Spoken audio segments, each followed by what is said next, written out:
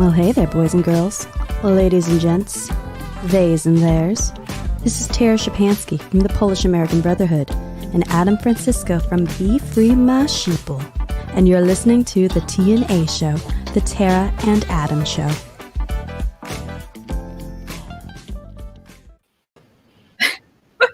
Wow. Did I catch you in the middle of something, Adam? No, I found bubble tape here in Mexico. So I've been eating a lot of bubble tape. Takes me back to my childhood. Yeah, exactly.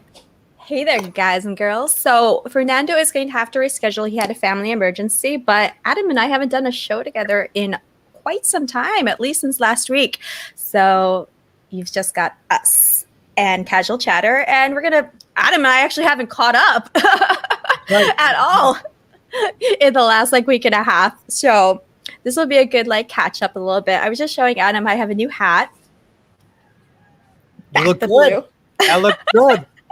I love Back the Blue. I agree. We all have to back the blue and support the boys in blue. And I think we have a news article. Let's start with that one because it makes the most sense. We have a news article that shows the result of not backing the blue, of what happens when you defund the police. And it's horrifying. And this is all very predictable stuff. I mean, we could have told you this is what happens. And it's the Gateway Pundit article. Gotcha. History, Democrat, BLM, war, police. Yeah, let's pull that up. So check this out, guys. This is some hard proof about the dangers of defunding the police movement in America. I'm going to flip this over so I can see my screen a little bit easier. Hold on. Okay, much better. All right. Let's pull in that article. Bam. This is crazy, guys. The Democrat BLM war on police and war on civil society resulted in 25% more homicides in 2020. So basically, if you look at this data, in cities that had a huge defund the police movement or BLM protests, as you guys know, a lot of times the police were told to stand down and allow these anarchists and opportunists to kind of destroy their cities. Well, what happens when the police stand down is it emboldens criminals and it lets criminals feel that they can get away with more bad behavior. And the result is 1,900 people died more than in cities that did not defund the police or have crazy BLM protests. So, yeah, I mean, Black Lives Matter, the result was it ended up killing more Black lives indirectly. And so this is just more proof that they don't really care about protecting Black lives. You agree, Tara? Absolutely. And when I'm trying to, debate with a proponent for BLM, and we get into the topic of people who have died during the protests, they're like, nobody died during the protests. And so these homicide rates, this is to me, this is a direct result of the movement. So all of those deaths, I would hold BLM accountable for all the deaths, all the crimes that have spiked and increased into our cities that have had these protests. And then actually, even there was that little girl in was it Georgia that she was in the car and during one of the protests, she was killed by protesters. Are you talking about the McDonald's, this little 7-year-old girl? That was a different one, actually. So that was a different case. That I know there's so many to discuss and say their names of the innocent children that have been involved. But there is a innocent girl that was caught in the car when her parent was going through an area that they were having protests, and she was killed by a protester. Geez, that's crazy. I just can't keep up. It just happens every other day. These incidences. So yeah, I mean, we can't defund the police. We should fund the police more. We should give them more money. But Tara and I agree, and I saw you say this on your live stream yesterday when you were right after you were being assaulted again in New York. You were talking to one of the protesters, and you basically said, "We agree that we need to, have accountability with the police, have more reforms of the police. That's fine. We're all on board with that." And obviously, if you have a bad police officer with bad actions, he should be punished and he should be weeded out. We agree, but we can't defund the police and we can't be anti-police, which is really what BLM movement is. It's just anti-police. The actual abolishment, that goes in line with the whole Marxist doctrine that is BLM. And if you don't, and I'm not advocating for having like a whole like police state. I'm for limited involvement of government into our daily lives. Like for me, I see the role of government is to protect our lives, but not to step in and tell me how to live my life. Right, which is what which is what they're doing now, like crazy. So the bottom line is, guys, we actually have some data now, which we knew would come out eventually, about the results of BLM and these defund the police movements, and it's happening in New York too. You know, New York, they're having very high levels of police retiring, quitting the force. Those numbers are up by 75%, and as a result, homicides are up. I think last week it was up 200% week over week, 200%. These are huge numbers, and one of the biggest reasons why is not only are we, quote unquote, these cities trying to fund the police, but they're also catching criminals and they're releasing criminals without bail.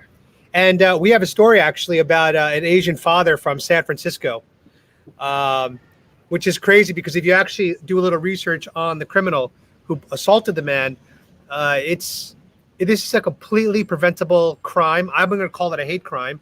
This is a black on Asian crime that happened in San Francisco. An Asian American father was walking down the street with his child in a stroller, and he was blindsided and attacked, hit 14 times. And to me, the biggest problem was the attacker was already arrested for pushing someone onto the train tracks. This is a real statement. The criminal was arrested already for pushing someone onto train tracks weeks before and then released. And only because he was released was he able to then assault a father walking his daughter in a stroller. So here it is right here. I think we could play the clip. So the assailant freed less than a month earlier for shoving man onto train tracks. If someone is going to push someone onto train tracks, they don't belong in society amongst law-abiding citizens. Like, to push someone in train tracks, you got to be like mentally disturbed, I think, in my opinion, to do that. Yeah. Am I right? 100%. Like the violence that we see, like, I don't know, like, I've never been so angry that I would actually go and assault a person. Like, that's just not a normal thing to do. So these people are unhinged.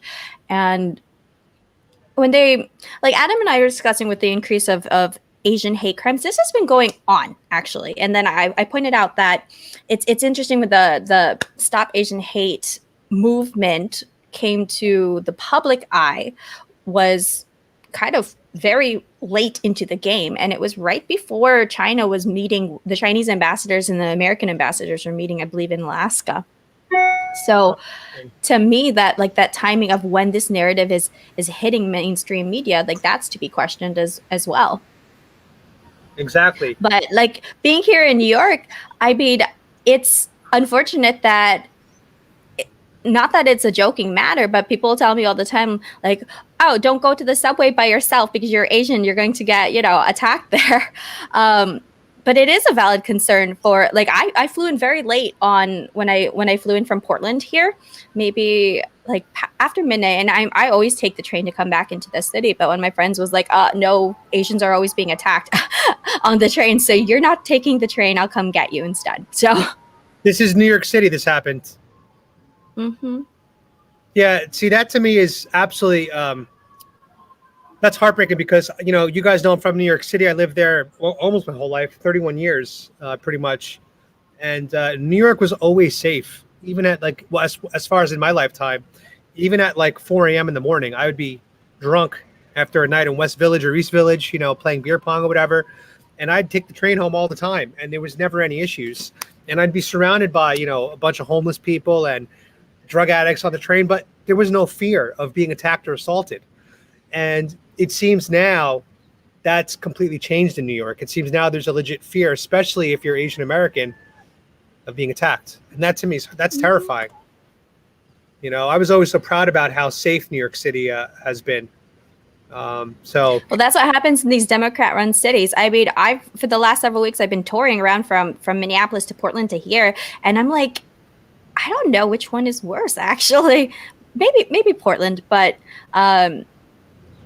and that's probably because I know my way around the city. But literally, like in front of Stomp in East Village the other day when I was there, there's a tent encampment that's growing in front of Stomp, right on the streets. You know what I'm talking about, over in East Village, in front of the Stomp theater. Yeah, I think I know what it is. It sounds very familiar. So I definitely have to do a walk around and show you kind of like what are the things I'm seeing, and it's fortunate because New York is the center of the universe. I've always felt that, and to see such a gem of a city now just to be left in such ruins and shambles, and public safety, and that's part of the reason we are also interviewing a lot of the mayor candidates, because we want to know what their plan is for public safety. Like, I work here in New York, so I spend like half my time here in New York.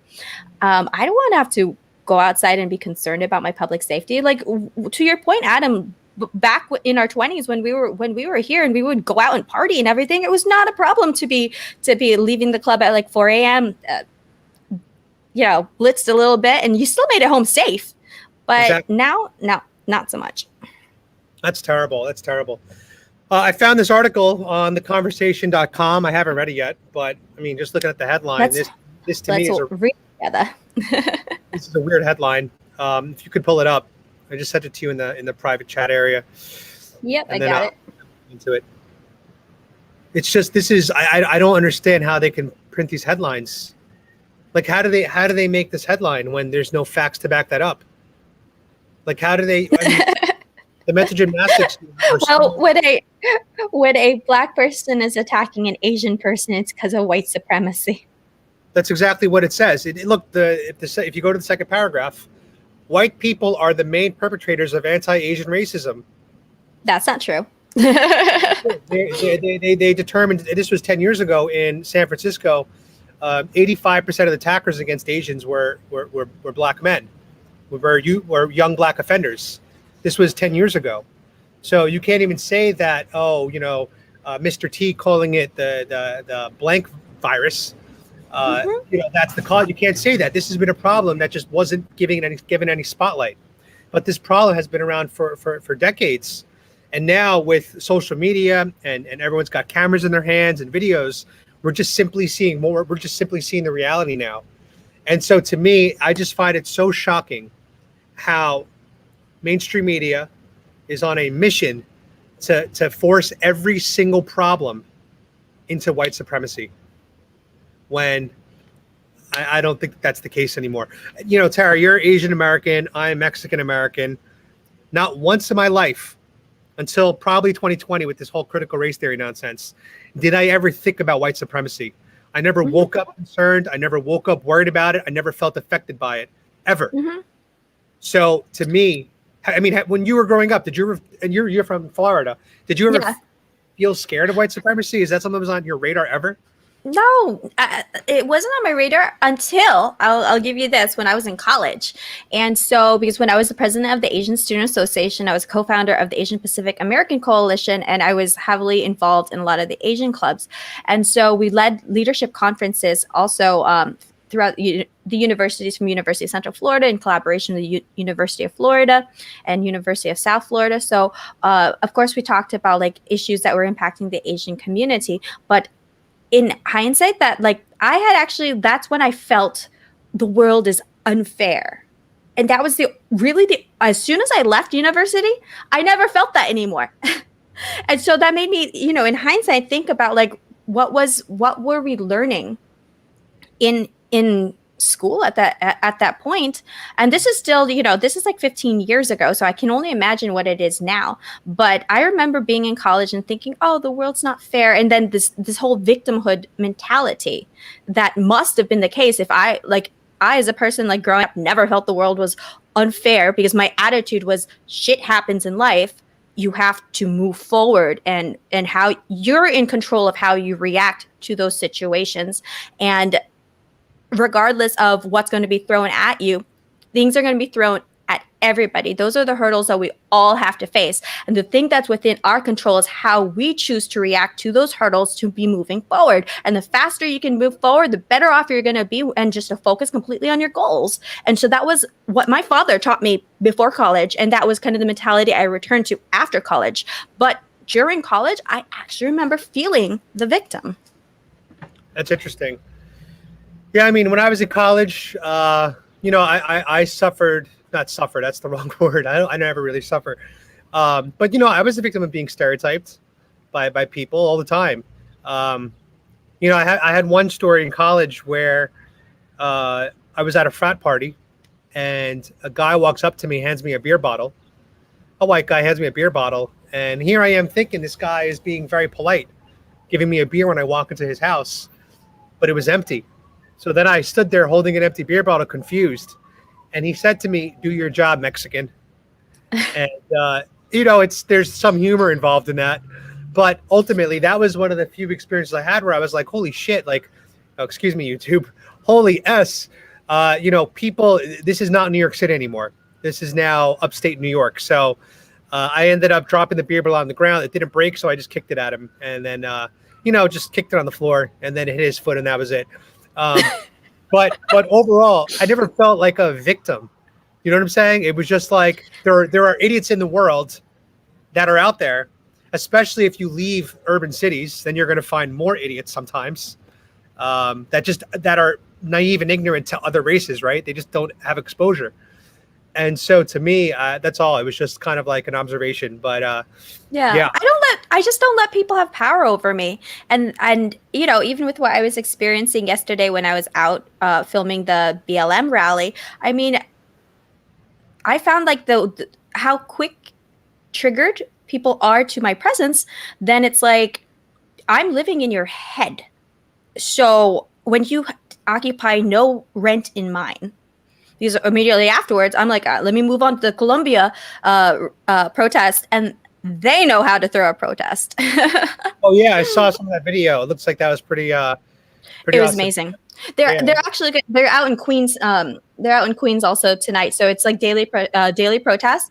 But these are truly peaceful protests that I think are amazing for raising awareness. Because Adam, I know when you had contacted me about doing a collab on a like fundraiser for Colombia, and I'm like, what's going on in Colombia? I had no idea. And so really, like, this protest that was it's massive through Times Square, and they had everything from like an artistic display of it was an artistic display of death, but it was very effective in delivering the message. And then you turn to the other side, and it's like a dance party that's going in Times Square, and people are energized. And I was like, wow, I feel motivated to be learning more about what's going on in Colombia. And the first step is raising awareness for what's going on there, because a lot of people don't know. Yeah, when I shared the story on Facebook, most of the comments were, "Wait, what's happening in Colombia?" Mm-hmm. No one knew, because I put "pray for Colombia," but I didn't put any context. I remember that. I was like, what's going on there? And a lot of people thought that I was choosing a side, and ultimately I wasn't, because I wasn't educated too much about the details of what was happening. I'm more educated now about Colombia, and what's crazy is it almost mimics what's happening in the U.S. with BLM and Antifa, except, and this is, people might not believe this, it seems the radical left in Colombia is actually going to more extreme lengths than they do here in the U.S. So what scares me about that is, if the far left here in the U.S. gets more radicalized and gets a little more violent, we are not so far off from what's happening in Colombia. And unfortunately, the Colombian military, or whatever it is, the government, they're ultimately in a situation where they're using force against protesters. And so as of a few days ago, I believe they killed, you know what? Some of them are rioters. Let's call it like it is. As of a few days ago, 19 protesters, rioters were killed by during these protests. I heard it was 30 yesterday. It was like 20 the day before, and then 30 yesterday. But my issue is that in one of the videos, you could see a young kid, 17 years old, kicking a police officer or punching him in the helmet, and then running away, fleeing away. And then he shot him. Shot him as the kid was literally 50, 60 feet running away. And, obviously you should not attack police officers ever. You got to show them respect and comply. We all know that. But an issue, that video is not a self-defense. Like, if a police officer is defending himself, that a situation like that is not self-defense. That's brutality. And people don't. That's an execution. That's an execution. Exactly. That's an actual execution. Not what we have going on in the U.S., but there's actual laws in, like, Florida, for example, with the stand your ground, right?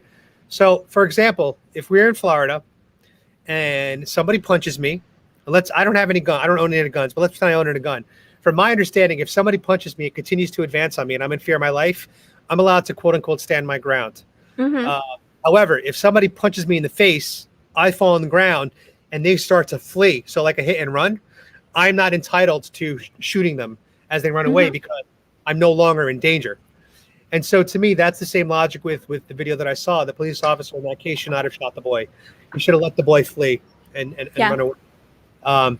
But we here in the U.S. are on a similar path, and we're not there yet, thank God. But that's why I say pray for Colombia. I want the rioting, the violence to stop. I want the police to not to be killing, fleeing suspects that are no threat anymore. But it's all just a mess right now. I think what we should do is we should probably have someone on our show that knows a lot about Colombia, what's going on there, and we can do some questions with them and talk about it and compare it to the U.S. because there are similarities. So I pulled up the comment from Anglo Lottie. They're trying to take the right to protest in the UK too. We're all under attack. And so Adam and I are big proponents of our First Amendment right to be protesting. And so, as I said, even with the BLM rallies that I don't agree with what you're saying, but I will always defend it tooth and nail for your right to protest. And the distinction between that is the peaceful protest, because the moment that it becomes a right, it's no longer a right. It's no longer a right once use of violence is the situation, which is not the case, from what being at the Colombia protest in Times Square yesterday, that was completely peaceful. You could see how the police were even working with the protesters just to make sure that they were not on the street, so that way the through traffic can go through. And that was also for the safety, because people were partying on the street there and everything. So to let the traffic people go through, and the police were very polite. They're like, please, just work with us to stay onto the sidewalk. And that was the experience from a huge, massive protest from yesterday. And to me, that actually set the standard and the epitome of what a peaceful protest is supposed to look like. I think it did an excellent job to accomplish its goal of raising awareness, and that can be done all without rioting. I mean, Tara, how many rallies did we go to last year that were always? How many did we go to? I went to about. We were going to almost at least twice a week. Exactly. And I go to them now more often. I probably attend all different types of rallies, 3 or 4 a week sometimes. Exactly, and the rallies there's a Palestinian one I'm going to tomorrow. Oh, nice. The rallies I've gone to all throughout 2020 to support, our former president, they were always awesome rallies, super peaceful, just flag waving, people coming out with their outfits on. And to me, that's what a peaceful protest is supposed to look like, much like the Columbia ones. People dancing, celebrating, singing, all that stuff. And that's what I'm a big proponent of. And then raising awareness and understanding of what's going on. It's an educational experience, and so that's why I also attend rallies that I don't necessarily agree with, and because I do want to listen to what they're saying. For me, it gives an understanding of where they're coming from, and also from points that I disagree, I can see what information are people running on to be reacting the way they're doing.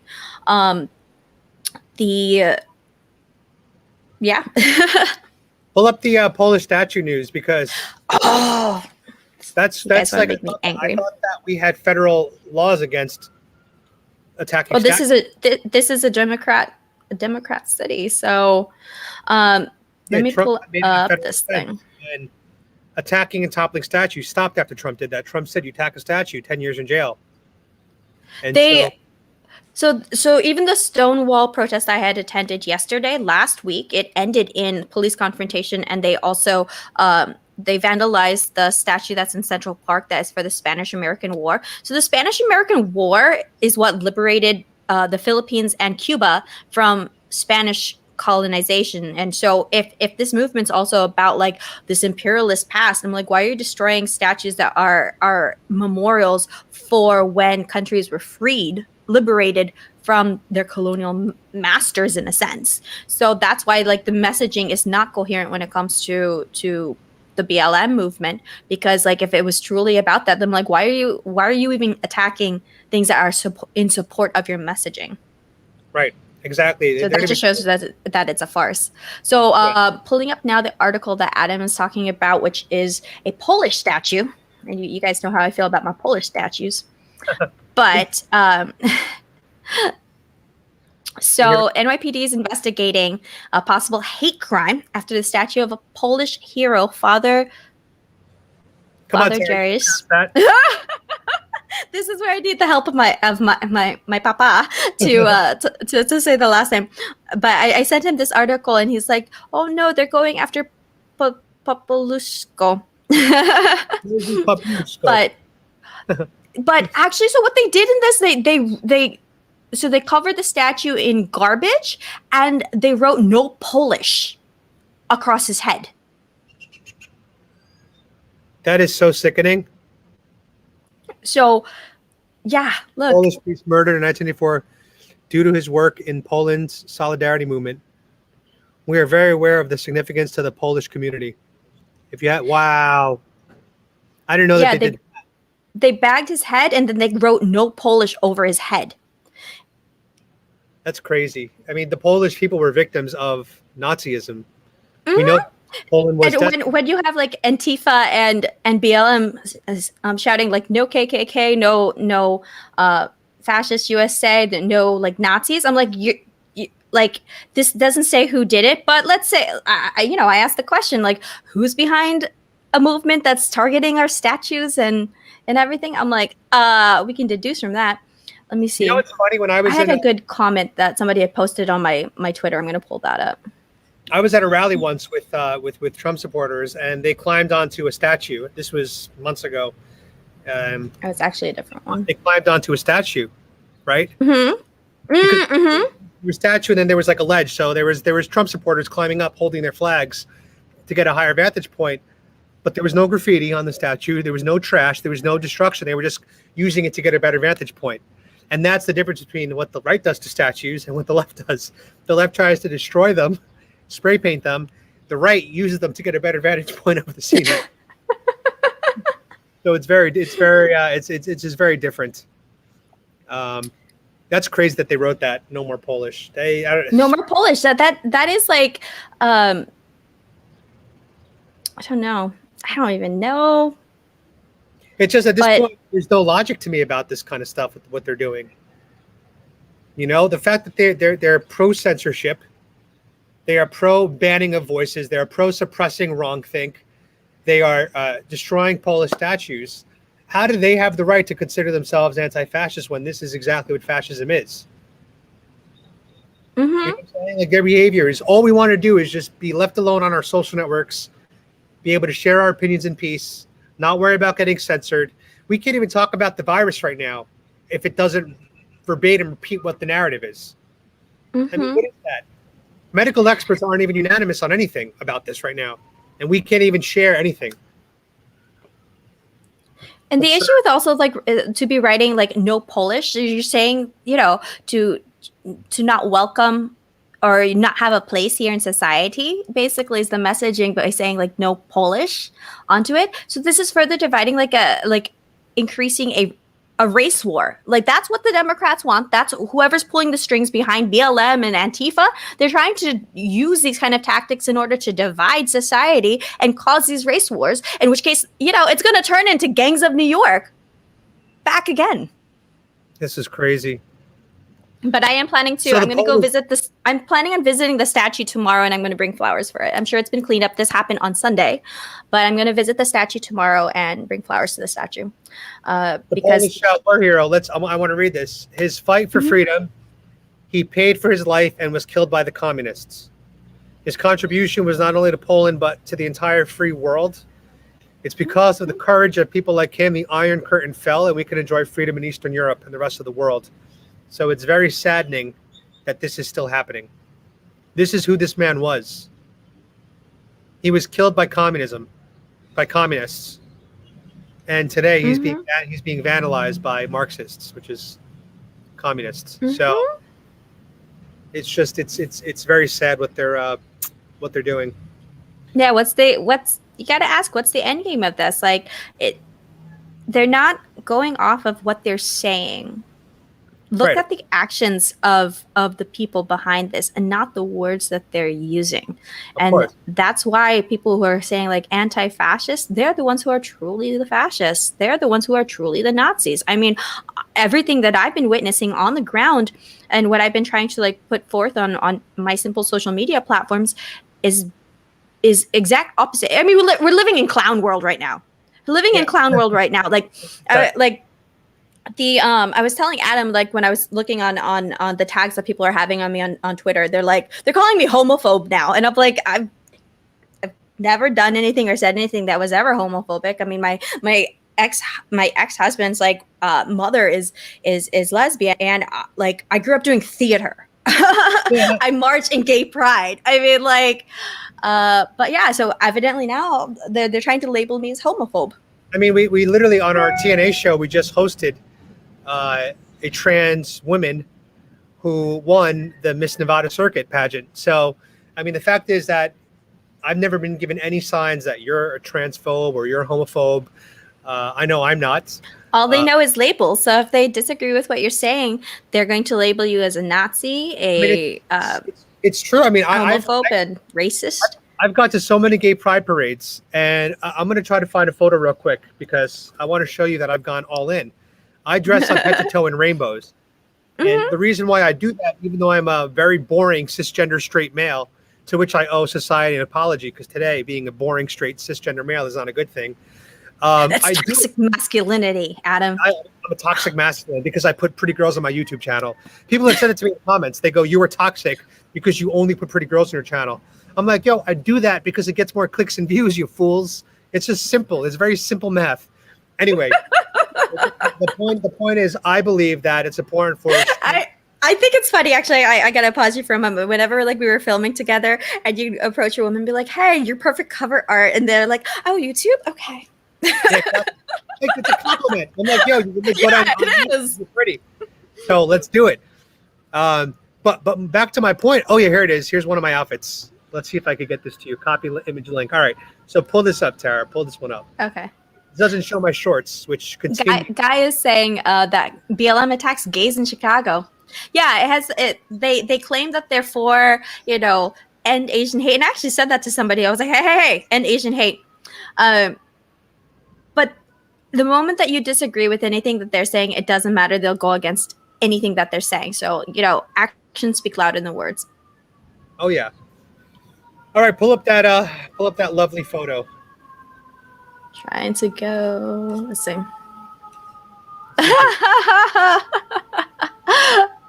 This is pretty funny, Adam. Yeah, that was all right. me. Let me post this thing. I mean, I have a lot of great photos where I have a LGBT flag. This was me at the Gay Pride Parade in New York City, 2019, and I go all the time. I've gone all the time because I think that we need to step up and just show support. Just to say that we accept you for how you are, and we don't really give you. I really don't care what anyone is. If you are gay, straight, bi, trans, and that goes a lot along with like how I don't believe the government needs to be stepping into our private lives. yeah, like I don't care. Like as long as you're not hurting anybody, no. Exactly. Like I don't care. So I've gone to these events. So and I know you have too. So when they call you a transphobe or homophobe, there's literally no logic behind it. There's no logic. She's a white supremacist. I know. There's just no, and then it's funny, like they put a picture of you where in a lot of photos you do look like Latina, and they're like white supremacist, Nazi, and it's just like, it's just you people that look like you were killed in the Holocaust. Yeah. Like, and these are white men that are calling you the Nazi. I can't. These men, it's because they feel so powerful when they're trying to bully and attack a poor set of ovaries. Exactly. I mean, even yesterday at the parade, at the thing you went to, you were outnumbered big time, and really there was nobody that was on your side. I mean, there were some people that were kind that escorted you out of the park. I saw that, but there was no one that was supporting Trump like you, that was there to help you out or back you up. Well, I wasn't there as a Trump supporter and everything. When I go to the BLM rallies, like for the most part, I don't talk and engage unless somebody's going to talk and engage with me at those, because I want to just straight stream it. I'm not there as a counter protester. I'm there as straight media. But the problem is that they all know where you stand. And so your presence just being there. It's a peaceful protest until you hold different views. I'm not even saying my different views there. Right. I just have different views. Exactly. And you are entitled to be going there and streaming. It's a public park. There's no expectation of there's no privacy when it comes to public parks. And it was ridiculous when she came up to me saying like, "Oh, do you have permission?" And I try not to sass back, but my first thought was like, yeah, it's called the First Amendment. I do think that after you had that little skirmish and you stepped outside the park, you interviewed a few people that were there. And I was inviting them because they were watching my stream. And I said, hey, come over here and talk to me. And I think that there were a few guys that I might not have agreed with them, but they were actually gentlemen. And I think that, but what they didn't realize is your audience is 99% Trump supporters, conservative, right wing, same as my audience, 95% Trump supporters, right wing, conservatives, whatever. You're giving these people an opportunity to communicate directly to the other side, quote unquote, the other side, and that's powerful. When they come off, it is an opportunity. It's an opportunity to reach an audience that you otherwise would not be reaching. And so what do they do with this opportunity? They actually confirm the thoughts that these are violent protesters. Well, that one because every single BLM protest I have gone to and everything has been mostly peaceful. Well, that's the key word, is mostly peaceful, not actually peaceful. But a few of them, yeah. I mean, I saw the one guy had the American flag on the ground, which to me is always sad to see, because it's basically you're saying that the worst parts of America are worth more than all the great parts. And I don't think America's perfect, but it's damn near close. I mean, look at me. It's the best country in the world, hands down. Like Adam and I, we have traveled everywhere. Yeah, we've been to a combined. You've been to 40 countries. 57. 57, right? Heinz ketchup. You've been to 57. I've been to almost 40. So combined, we've been to almost 97 countries. Not counting duplications, but because we've had a lot of crossover. But we've been to 97 countries on an individual level.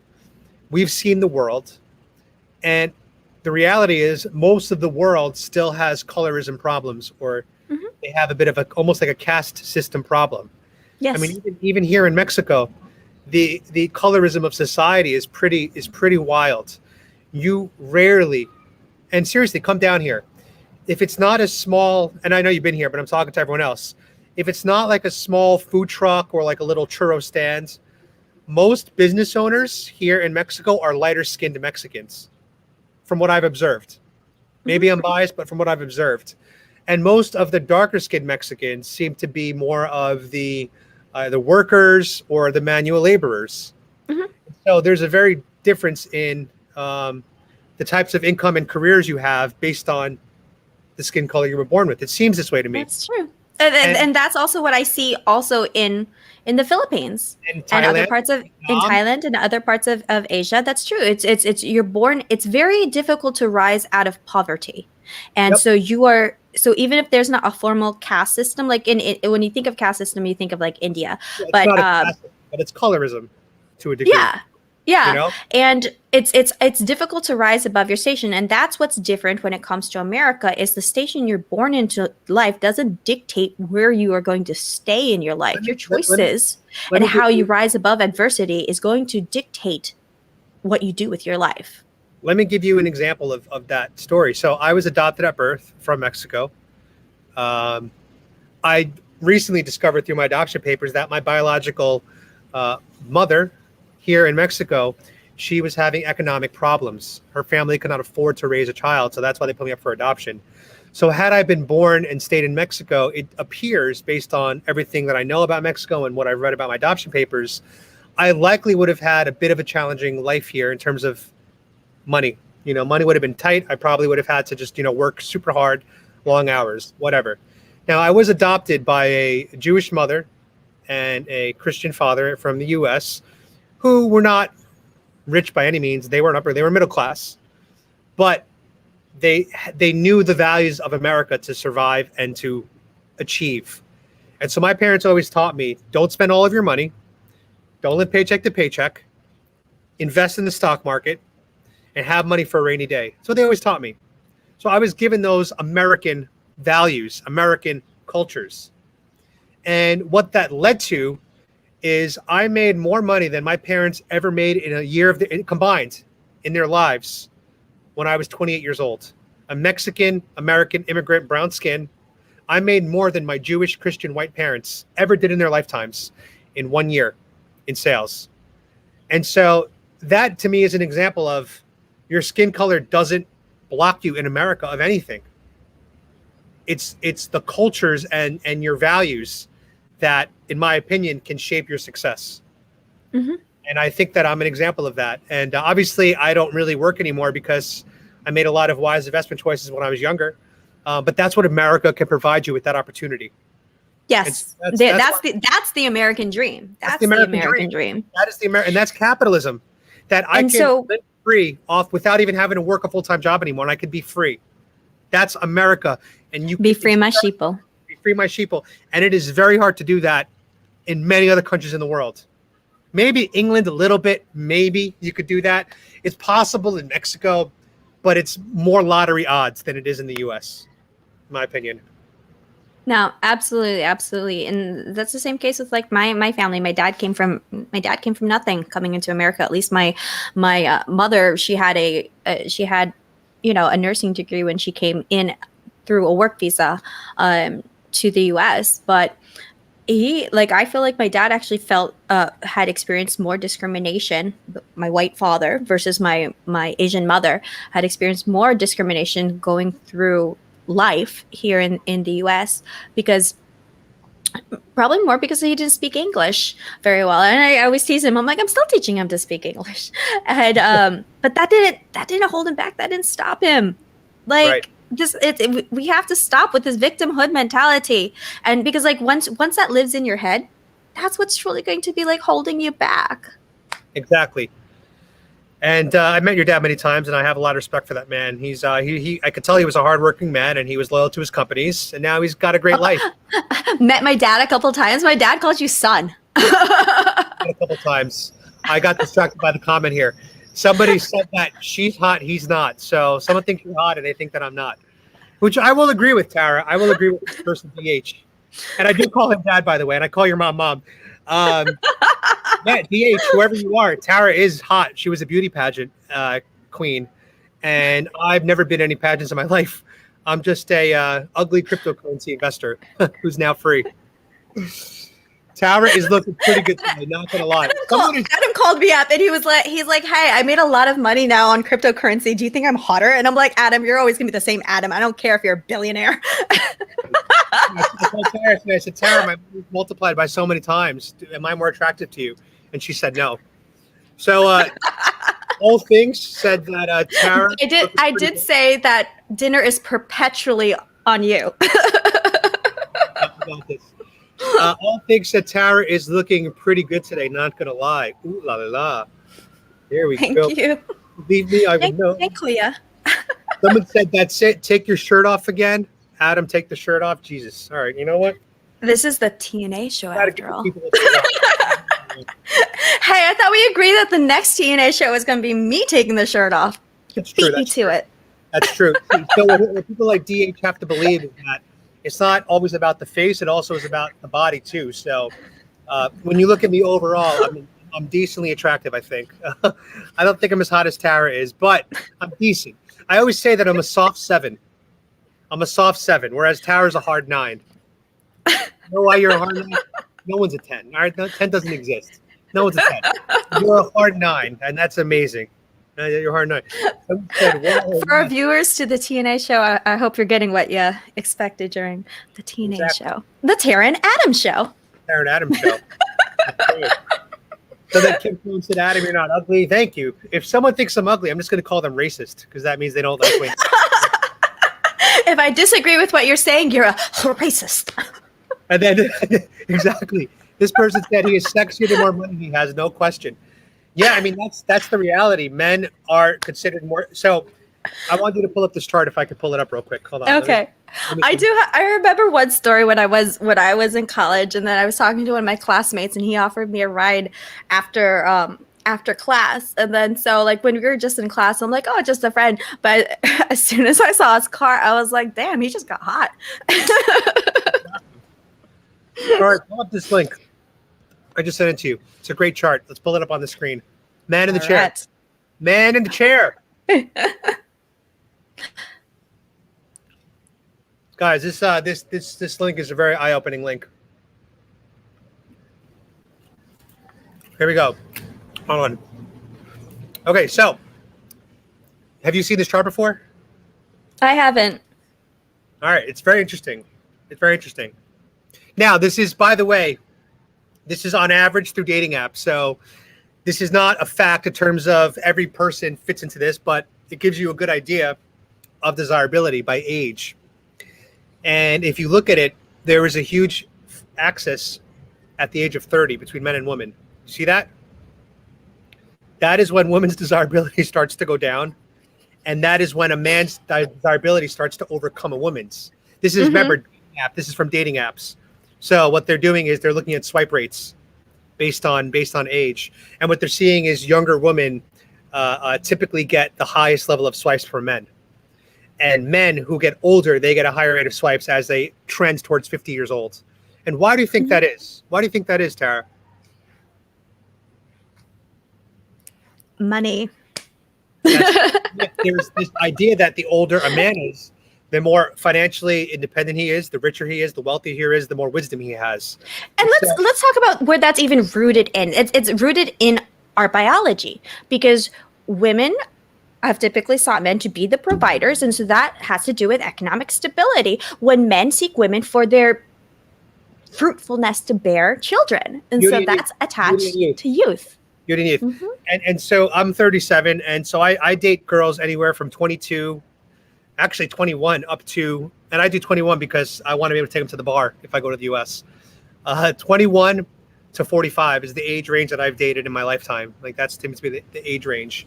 And what happens is I end up having gone on a lot of dates with women that are 39, 40, those that have kids that are single moms, and those that never had kids.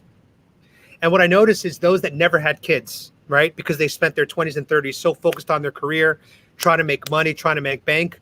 By the time they're 35, 36, their clock is ticking. They start to look around and be like, you know what? I actually want kids now.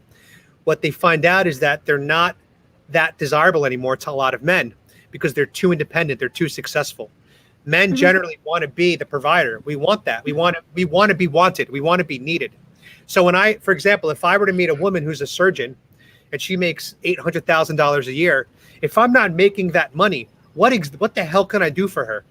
What can I provide for her? She doesn't even need me on really any level, except maybe to put a baby inside of her. And so what happens is these successful we could just go to the sperm bank for that. Exactly. So what happens is a lot of these 9-year-old women that are successful financially, they end up attracting the male sugar babies. They end up attracting the guy who wants to be on his couch all day drinking beer because he wants to be taken care of by this richer woman. And so when they look around, their options aren't what they used to be.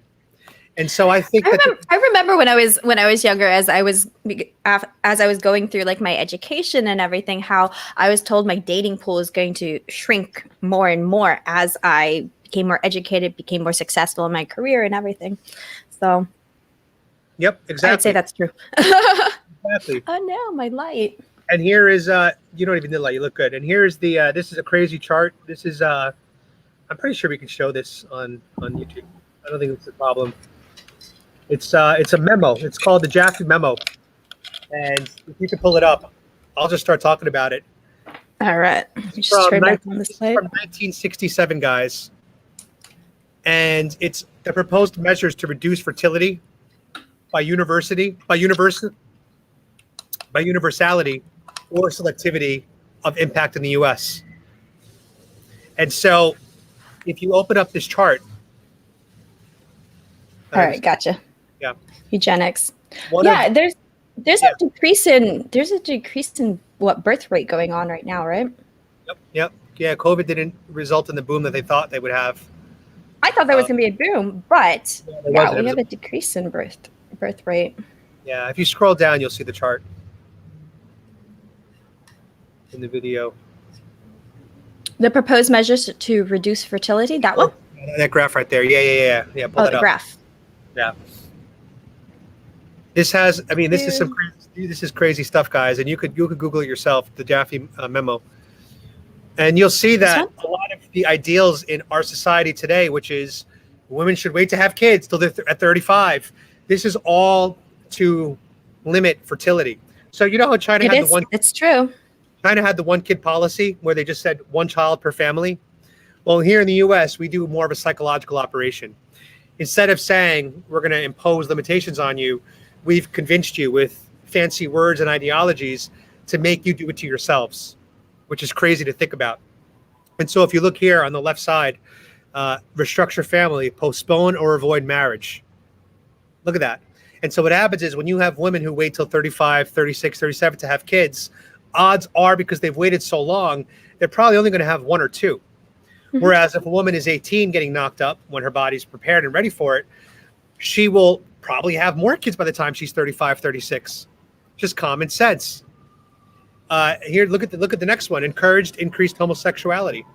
Mhm. I mean, this is crazy. And we're seeing news articles today. I'm seeing a lot of opinion articles saying, like, why aren't straight men exploring with their sexuality? They're trying to normalize and encourage straight men who've always said, oh, no, I'm straight, I have no interest, to now become interested in exploring that. Let's see what else there is. Encourage women to work. That's a big one. If we could make women work and focus on their career during their 20s, which is when they're most desirable, At their prime. their prime in terms of procreation and desirability, if we could make them focus on their career, distract them from what they actually really want, which is a family, which is a husband. Not all women, by the way. There are women that don't want that, and that's totally fine. But on average, But even with that, I would question if they don't want that because of what society has been putting into our heads. Because I know, like, how I was in my 20s, I was like, oh, I need to put off having a family, getting married and everything because I need to focus on my career, because I was like, that career is what, in a sense, was to validate like me or make me successful. Like the measurement of success was going to be based on my salary, what my position, corporate life, all of that. Like that was what was valued by, I guess, my cohort and everyone around me and stuff. I do know in hindsight, like I'm 34 now and everything, I would be very happy to have a family right now. exactly. Did But you? now I'm single. Exactly. But think about it. If you had kids at 18, you have been a mom by now at your age. You'd be 33 as a mom, and you'd be a few years away of your Yeah, kid. my kid would be going to college right now. And then you'd be free again at 37 years old. And so me at 37 without having kids, I do have some form of, wow, I missed all these years. Like I met a man on the beach a few days ago here, a man and a woman. Great. They were a great couple. And they're from Utah. He's 63, black guy. She's a white woman. They both have, they have 6 kids total from what I remember. He's 63 with great grandkids. And he's a great grandfather, 63, guys, in good shape, healthy, looks young. He's now seen his children, his grandchildren, and his great-grandchildren. He's seen 3 generations. So now when he passes away in 20, 30, 40 years, knock on wood, he will have seen 5 or 6 generations of his lineage go on. And I'll never see that. And Tara, you'll probably never see that at this point. Mm-hmm. Well, we might have I think of the values that was like kind of like pumped into our heads at the time. I'm thinking back to my 20s. I was always told, like, oh, if you have a kid and a husband, it's going to hold you back from having career success or having it. But in actuality, what holds people back is if they're a single parent household. If you have a partner, a good partner for tackling your day to day when it comes to a family and everything, I think you can have it all to have a good marriage and children and to still have a successful career. It's not the marriage and kids that are going to hold you back from your goals that you want in life. It's going to be if you're a single parent. Exactly. Let's go back to this memo because it's got a lot of interesting stuff. When you look at the next part, economic deterrence, there is a substantial marriage tax. People don't realize that if people are married and both are employed, they actually pay more in taxes. However, if one parent is not employed, then they can save on taxes because that person becomes a dependent. But if both are working, they will pay what's called a marriage tax. Look at this one: reduce, eliminate paid maternity leave or benefits. Look at that one. So basically everything in our in our society now, when it comes to like regulations and laws and incentives, it's disincentivizing people from being together. And like for communities that have families and people are married, that has a reduced crime rate. Like marriages are good for society. 100%. Now, I don't think monogamy is realistic, but that's not marriage, right? There are a lot of marriages that are open and non-monogamous, which I'm a big believer in, because all the research backs me up. Marriages that are open, on average, again, this is on general, tend to be happier than marriages that are traditional. It's crazy to think about. But if you keep going, look at this. Require women to work and provide few child care facilities. Look at that. They want to make having a child a complete burden, which is crazy. Mm-hmm. If you go to social contracts, social controls, compulsory abortion of out-of-wedlock pregnancies. So we've now convinced women, if they're not married and their life is not set up perfectly for a child, an abortion is the right option. Mm-hmm. This is just crazy. The value that people are placing is they're seeing a pregnancy as like not convenient for them, and so it, because when a person has an abortion, it is a matter of convenience. Exactly. And the choice that they're going to have to make, and I always say that's the choice between them and, you know, God, whoever they define their God to be and stuff. But that's it comes to a matter of convenience at that moment. And then if you go to the right, measures predicated on existing motivation to prevent unwanted pregnancy, payments to encourage sterilization, payments to encourage contraception, payments to encourage abortion and sterilization on demand, allow certain contraceptives to be distributed non-medically, improve contraceptive technology, make contraception available to all, improve maternal health care with family planning a core element. So a lot of these things are the reality that we live in.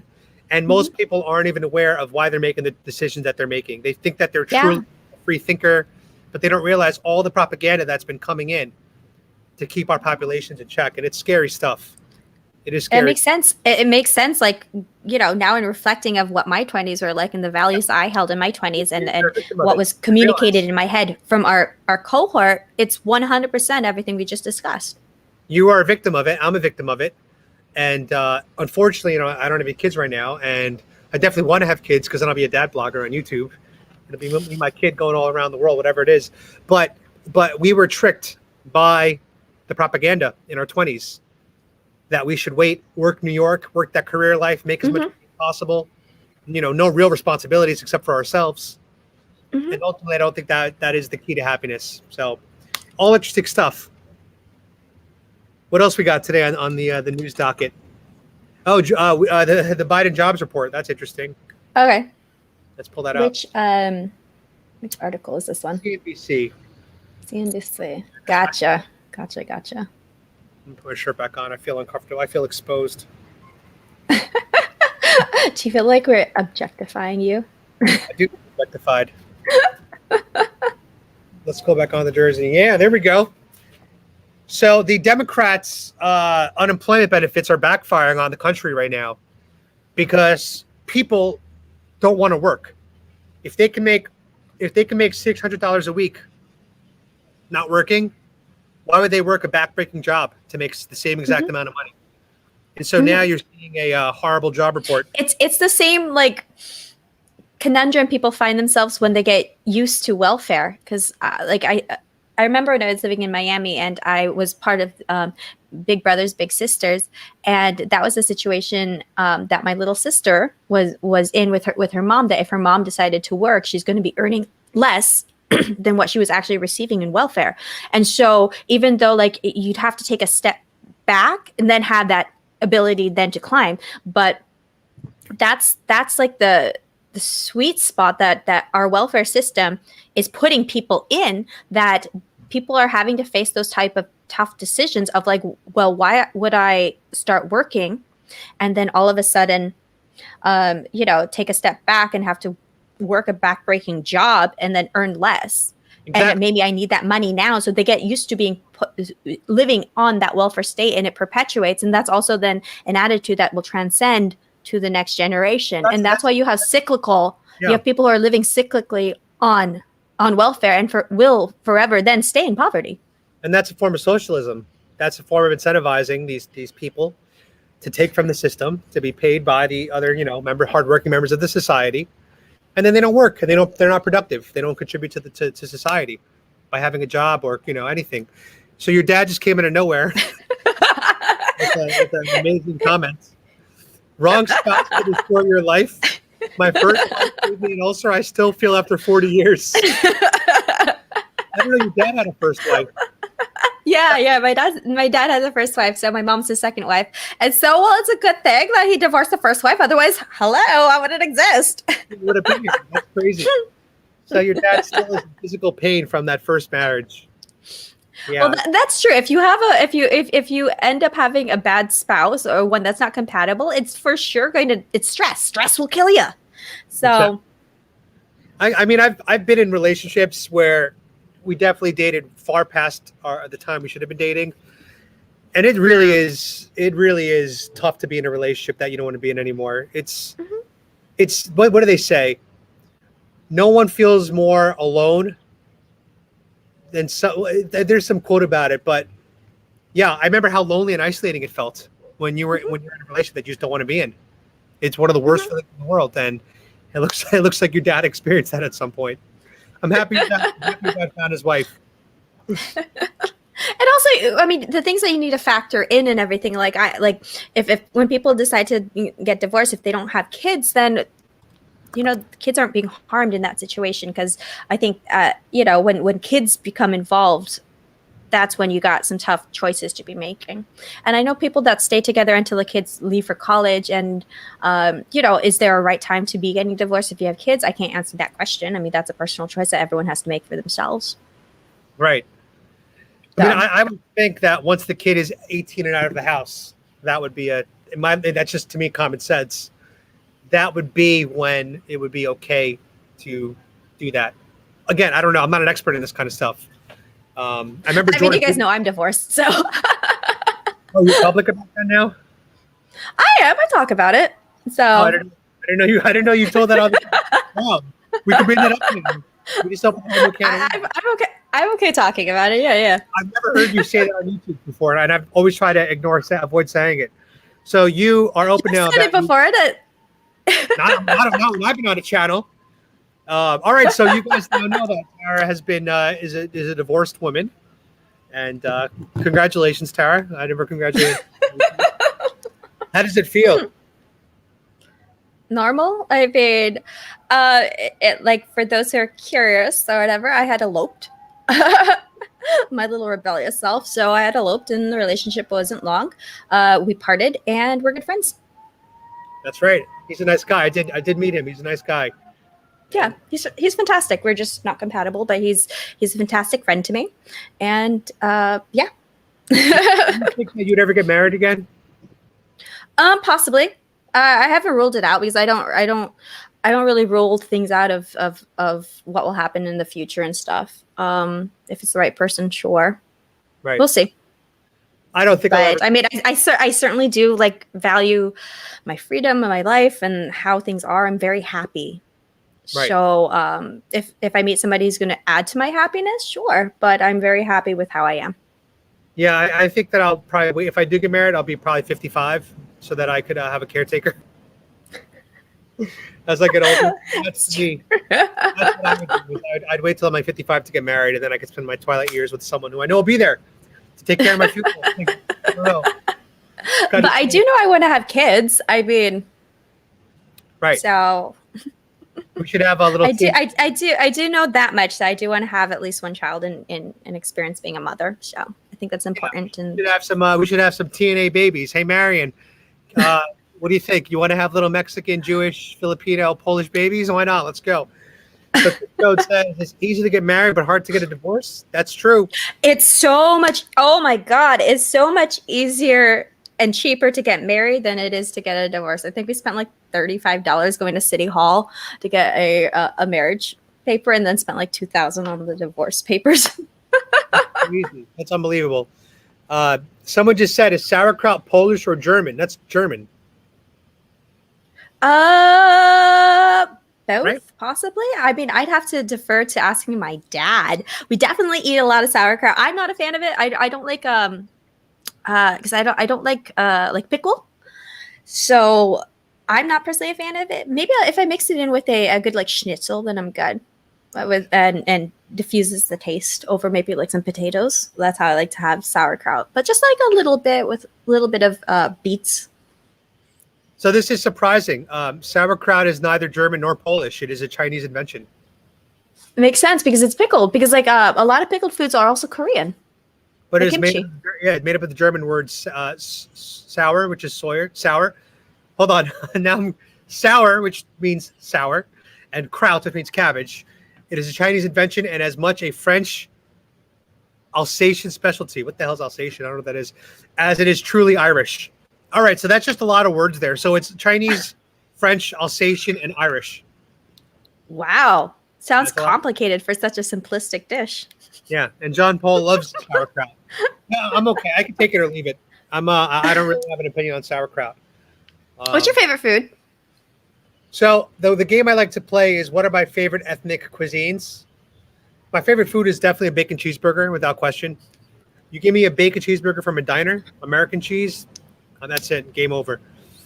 But I would have to say, in terms of daily eating Thai food, sushi, and probably cheeseburgers, which hurts because I lose out on Korean barbecue, which I love dearly.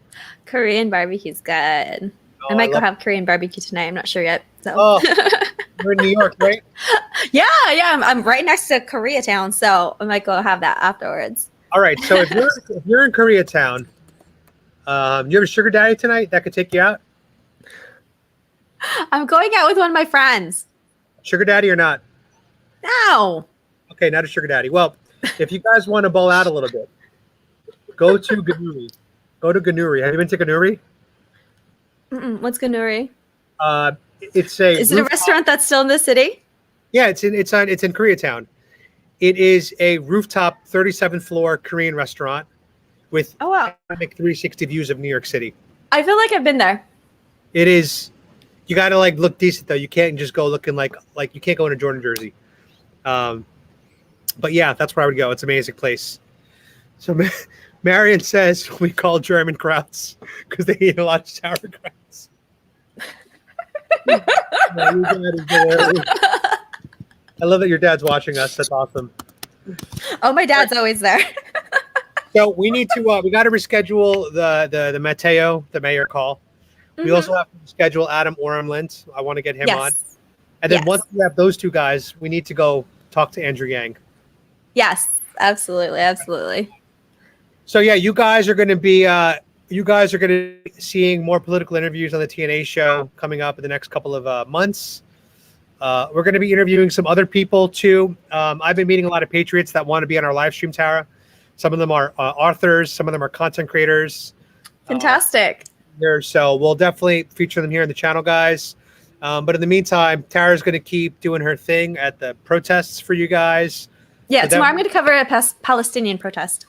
Yeah, so definitely support her, guys, because she puts a lot of personal risk when she goes out and does this. And then I have a video going up on my channel. The video is going to be called "Do You Like Joe Biden?" So I literally just went around up and asking people randomly, "Do you like Joe Biden?" And I got some pretty funny answers. I asked Mexicans and Americans. Most Mexicans do like Joe Biden because they have Trump deranged. Because he's not Trump, right? And they have really bad Trump deranged system down here. But the difference is between Americans that hate Trump and Mexicans that hate Trump, the difference is the Mexicans will actually listen to the counterpoints because they're not as emotional. Yeah, that's true. That's true. Like when you try talking to somebody who's like anti-Trump, they just in America. You can't have a conversation. Yeah, in America. Here, when I explain why I support Trump, they actually go, "Oh, I didn't know that. Oh, yeah, because the media lies." Like it's an instant red pill moment. It's unbelievable to watch. But we don't have that in America because of the propaganda and the emotions that people have. Yeah. So, but anyway, so we're gonna go out, and tomorrow you're gonna be at the protests. I'm gonna be uploading a video tomorrow probably. And yeah, guys, just keep pumping up crypto. Go buy some. This is not financial advice. Hold on, let me throw the banner out real quick. Those are banners. Yeah, this is not financial advice, guys. But let's keep pumping it up. Good luck with Dogecoin if you guys are buying Dogecoin. Good luck with Ethereum Classic if you're buying that. Tara, you still don't have any coins yet, right? No, I don't. Yeah, you got to get in that. Marion, But I figured you were investing for both of us, so. all right. If I put a baby, if you end up having a baby, then yes, then it's for both of us. But shy of that, it's only for our food. Only for our meals. Dinner's perpetually on Adam. Right. Because you're a gentleman. I am a gentleman. I do believe chauvinism should still live only in developing countries. In America, they should split the bills, not here in Mexico. Anyway, guys, thank you so much for joining us. We appreciate it as always. We hit a peak of, I think, 35 viewers today, which was nice. We're going to do more of these as always. And make sure we have to do our late night show again. We do. I'll get sexy for that. Make sure that you support Tara, guys, on her Patreon. And if you want to support me too, that's cool. All right, guys. Talk to you later. I got my first subscribe star subscriber. I'm proud of you. I really am. No, I really am. That sounded sarcastic, but it wasn't meant to be. I'm proud of you. Thank you, Adam. All right, guys. Talk to you later. Bye. Thanks for joining in with the TNA show. All right. Ciao.